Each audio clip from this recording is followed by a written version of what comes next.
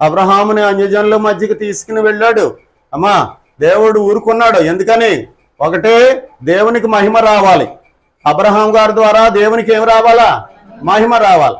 రెండవది, అబ్రహాం గారికి మేలు కలగాల.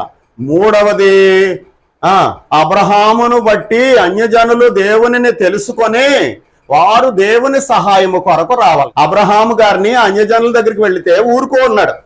అవిశ్వాసం ఉందని ఏం చేయలేదు, అబ్రహాముని విడిచిపెట్టేలేదు. దేవుడు అబ్రహాము గారిని ప్రేమించాడు, అబ్రహాము గారిని ప్రకాశింపజేస్తున్నాడు. లెమ్మో తేజరిల్లు, నేను వెళ్ళి ప్రకాశిస్తున్నానా అని మీరు ప్రశ్న వేసుకోవాలి. ఎప్పుడైతే నువ్వు దేవుని బిడ్డ అయ్యావో అప్పటి నుండి కూడా దేవుడు నీకు ప్రకాశత ఇచ్చాడు. దేవుని బిడ్డలారా, దేవుడు నిన్ను అభివృద్ధి చేస్తూ ఉన్నాడు, నిన్ను ప్రకాశింపజేస్తూ ఉన్నాడు. ఎందుకనంటే నువ్వు దేవుని బిడ్డవు కాబట్టి.